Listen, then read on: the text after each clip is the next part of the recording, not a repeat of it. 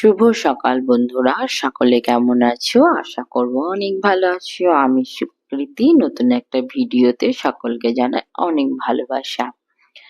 আজকে পৌষ সংক্রান্তি, সকলকে জানাই আরো আরো অনেক শুভেচ্ছা। দেখো বন্ধুরা, প্রথম দিকে ভেবেছিলাম যে আজকে আর কিছুই বানাবো না, কেননা মা বলেছিল যে আমি চিতল পিঠে করে তোকে পাঠিয়ে দেবো, তাই তোকে আর কিছু করতে হবে না, তুই ছেলে নিয়ে একা হাতে আর পারবি না। কিন্তু যেহেতু পৌষ সংক্রান্তি, বাড়িতে কিছু না বানালে হয় বলো?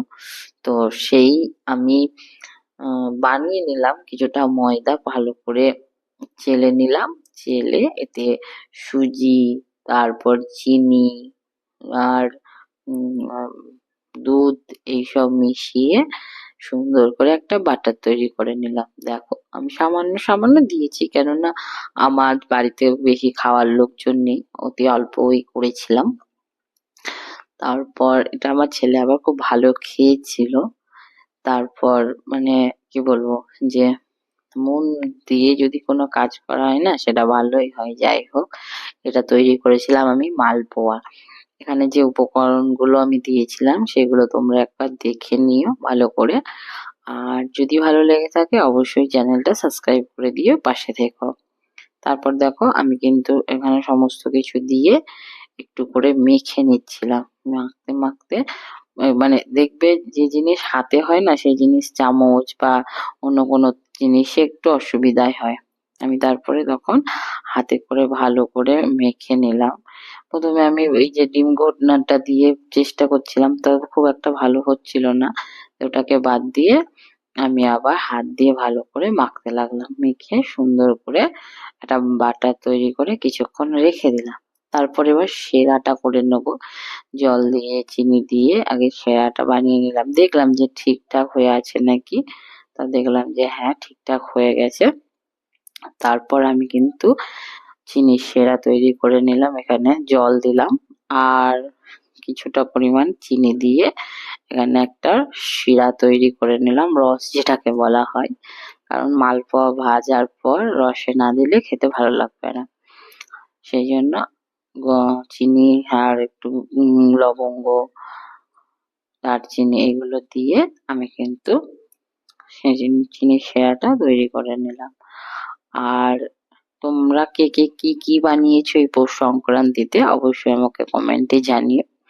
মা বলছিল যে আমাদের গ্রামে অনেক রকম অনুষ্ঠান হয় এই আজকে দিনটে, মানে গোটা বাড়িতে আলপনা দেওয়া হয়, তারপরে অনেক রকম খড় খুদ দিয়ে সেটা পুজো করা হয়।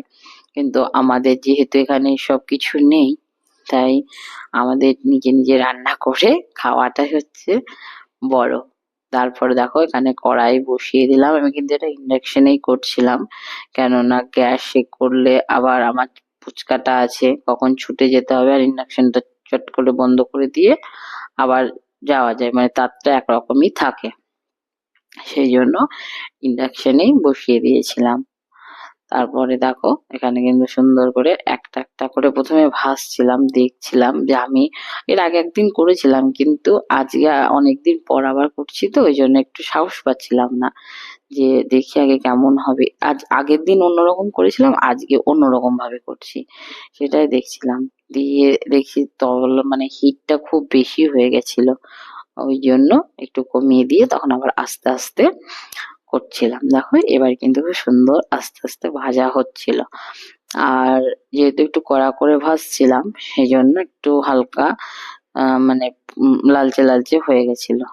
এবার দেখো আমি কিন্তু এগুলো রসের মধ্যে ভরে দিয়েছি। আর যদি তোমরা বন্ধুরা ভালো লেগে থাকে অবশ্যই একবার বানিয়ে খেতে পারো, কিন্তু খুব ভালো হয় খেতে। আমি এখানে মালপোয়া তৈরি করেছিলাম, আর ওইদিকে মা পিঠে মানে সাজের পিঠে যেগুলো হয় সেই পিঠে পাঠিয়ে দিয়েছিল। তখন মানে শুকনো দিতে বলেছিলাম, যাতে ওই গুড় দুধ এগুলো ফুটিয়ে আমি নিজে নিজে বানাতে পারি। দেখো আমি কিন্তু বানিয়েছিলাম, তখন রাত্রে আর খাওয়া হয়নি, সকালে খাওয়া হয়েছিল। ভালো লেগে থাকলে অবশ্যই সাবস্ক্রাইব